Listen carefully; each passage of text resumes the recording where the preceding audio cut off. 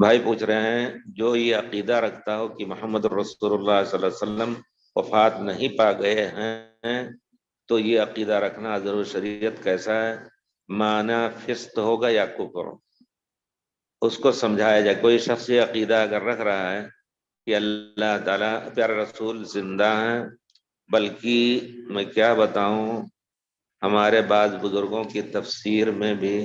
یہ لکھ دیا ہے کھل کر کے کہ پیارے رسول زندہ ہیں، اسی وجہ سے ان کی بیویوں سے ان کے بعد نکاح کرنا منع ہے، کیونکہ آپ پیارے رسول اپنی بیویوں سے لطف اندوز ہوتے ہیں۔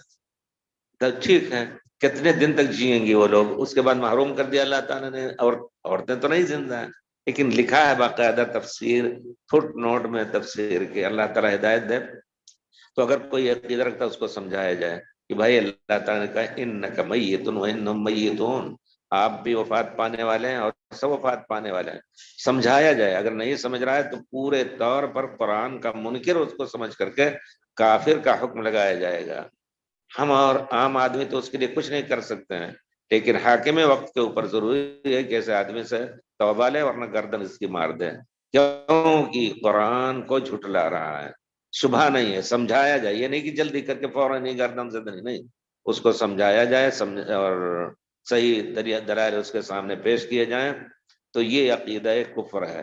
اور اگر بیچارہ جاہل کسی علاقے میں پل رہا ہے تو وہ معذور پرانے عقیدے سے، سمجھانے کے بعد بھی اگر نہیں سمجھ رہا ہے تو یقیناً اس کو کفر کا فتویٰ دیا جائے گا، پورے طور پر کافر، قرآن کو انکار کرنے کی پرواہ۔ اور دوسرے پوچھ رہے ہیں بھائی کہ جو دکھلاوے کے لیے نماز پڑھے صدقہ کرے تو اس سے نے شرک کیا، کیا یہ بھی شرک؟ اس کو شرک اصغر کہتے ہیں، چھوٹا شرک، اور بڑا شرک جو کفر اور شرک دو جہنم کا مستحق ہے ہمیشہ کے لیے، اس شرک کے برابر نہیں، لیکن یہ چھوٹا شرک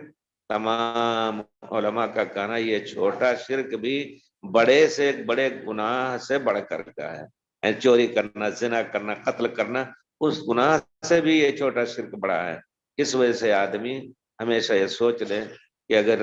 نفس امارہ بالسوء کبھی دل میں ہلا رہی ہے کہ ہم خرچ کریں تاکہ لوگ دیکھیں، تو فوراً توبہ استغفار کر کے اور اس بڑے گناہ سے جب تک اپنے کو چھٹکارا نہیں ملے گا یہ گناہ اس کے ذمے رہے گا۔ عام مشرکین کا معاملہ اس کا نہیں ہوگا، لیکن اس سے توبہ لے جائے گی، یا اگر معلوم ہو جائے کہ ایسا کر رہا ہے، خود کا ہے کہ ہم ایسا کر رہے ہیں اور یہ جائز ہے، تو حاکم وقت اس کا محاسبہ کرے گا۔ عام لوگ نرمی سے سمجھائیں، اور میں بار بار یہ کہوں گا کہ کسی کو بھی اپنے عقیدے پر مجبور کر کے سختی سے گالی دے کر کے نہیں تبلیغ کرنی چاہیے۔ کوئی بھی اپنے کو، اللہ کا شکر ہے جن کو اللہ تعالیٰ نے کتاب و سنت کا عقیدہ دیا ہے، چاہیے کہ اپنے بھائیوں کو نرمی سے سمجھائے، بیچارے مجبور وہ بھی ہیں لوگوں کے ہاتھوں، ماں باپ کی تقلید میں، لیکن ان کو سمجھا بجھا کر کے اللہ کے دین کی طرف لایا جائے۔ اور میں بار بار کہتا ہوں کہ فرعون سے بڑھ کر کے سرکس وہ آپ کا یہ آدمی نہیں ہے جو آپ کے مقابل میں ہے، لیکن اللہ تعالیٰ نے موسیٰ اور ہارون کو کہا اذهبا الى فرعون انه طغى، بہت سرکس ہے فرعون، لیکن قولا له قولا لینا، نرم بات کہو۔ تو ہمیشہ آپ حق پر ہیں، لیکن حق کو کڑوا بنا کر کے اور نہ زیادہ کڑوا بنا کر کے پیش نہ کیجیے، نرمی سے سمجھانے کی کوشش کی، ایک دن دو دن رگڑتے رہیے، انشاءاللہ۔ کہتے ہیں کہ مٹی کا گھڑا بھی کنویں کی جگت پہ رکھتے رکھتے وہ گھس جاتا، اینٹ گھس جاتی تھی، پتھر گھس جاتا تھا، تو ایسے ہی ہوتا ہے، رگڑیے تاکہ گھس جائیں۔ اللہ تعالیٰ توفیق دے۔